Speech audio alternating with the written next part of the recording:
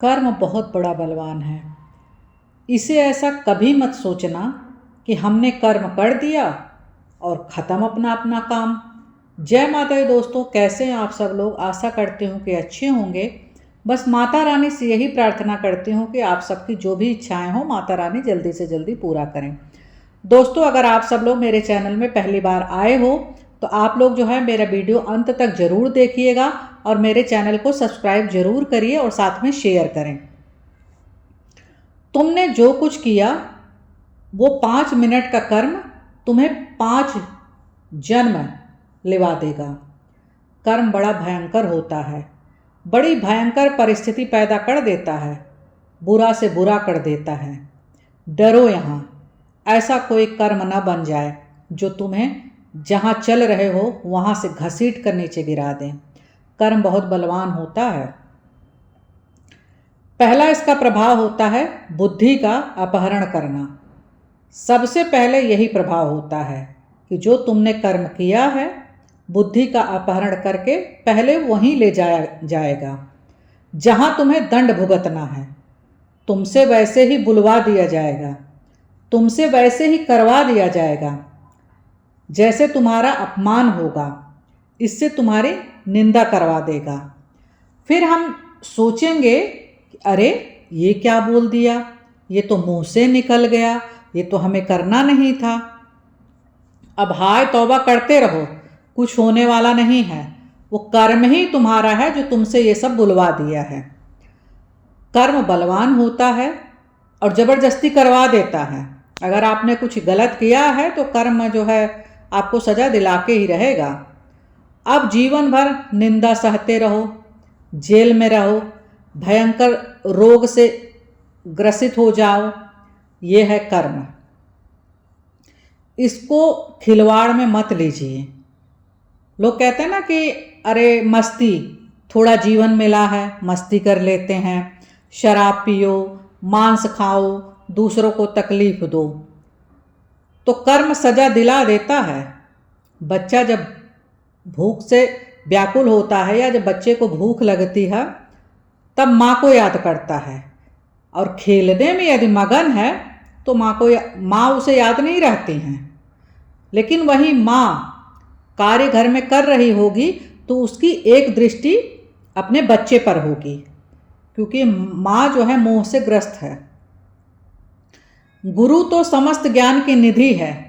हम जो चिंतन करते हैं हमारे साथ हमारा भी वो चिंतन कर रहा है, तभी तो हम सब कर पा रहे हैं। हरि की याद आ रही है तभी तो हम चिंतन कर पा रहे हैं, चिंतन कर रहे हैं। प्रभु की दृष्टि हर समय अपने शरणागत पर होती है। अगर हम समझ जाएं तो निहाल हो जाएं। समझ हम तभी पाएंगे जब हम गुरुदेव के सम्मुख रहेंगे। उनके सिद्धांत पर चलोगे तो हजारों दूर कोस होने पर आपको अनुभव होगा कि गुरुदेव तो हमारे पास हैं, हमारे स्वामी तो हमारे पास हैं। उपासक को किसी भी देश, किसी भी समय, किसी भी परिस्थिति में अपने प्राप्त कर्तव्य का त्याग नहीं करना चाहिए। प्राप्त कर्तव्य का अर्थ होता है आज्ञा हुई है। कर्मों के साथ हमारा कोई संबंध नहीं है, पर प्राप्त आदेश, आज्ञा का पालन करना चाहिए। अगर पूछे कोई कि ये कार्य क्यों कर रहे हो तो आप बोलिए गुरुदेव की आज्ञा है। सामने वाले ने आपसे पूछा इसका क्या फल होगा, अरे हमें फल से क्या मतलब, आज्ञा है इसलिए हम ये सब कार्य कर रहे हैं। ये सच्चे उपासक का हृदय है। जो भगवत पर आश्रित है वह किसी व्यक्ति पदार्थ से कोई लेना देना नहीं है। समाज में रहते हुए भी, सबकी सेवा करते हुए भी किसी से उसे कोई मतलब नहीं है। संबंध तो उसे सिर्फ अपने प्रभु से है। उन्हीं के आज्ञा का वो पालन कर रहा है। उसकी दृष्टि केवल प्रभु की तरफ होती है। वो सब कुछ कार्य करेगा पर उसकी दृष्टि सिर्फ प्रभु की तरफ रहेगी। ये रहस्य अगर आपके समझ में आ जाए तो बात ही बन जाए। ऐसे कोई व्यक्ति, कोई पदार्थ, कोई विषय उसे अपने में बांध ही नहीं सकता, वह तो हरि में लीन है। उसकी आंतरिक अंतरात्मा जो कुछ भी है भगवत में है। प्रभु की प्रसन्नता के लिए कर रहे हैं, अपने गुरुदेव की आज्ञा के पालन के लिए कर रहे हैं। रुपए, पैसे, सोना, चांदी, 56 भोग से क्या प्रभु को खरीदा जा सकता है? नहीं, बिल्कुल भी नहीं खरीदा जा सकता है। तपस्या से, भजन से क्या प्रभु को खरीदा जा सकता है? नहीं खरीदा जा सकता है। अगर प्रभु को खरीद पाए हैं तो बड़े बड़े आनंदी रोते हुए खरीद पाए हैं प्रभु को। और दिखावटी रोना नहीं कि रोने का नाटक कर रहे हो। हृदय की पुकार होती है, हृदय की पुकार होती है और आंख में आंसू होता है, तब जो है प्रभु को खरीदा जा सकता है। ऐसे नहीं, इतना आसान नहीं है।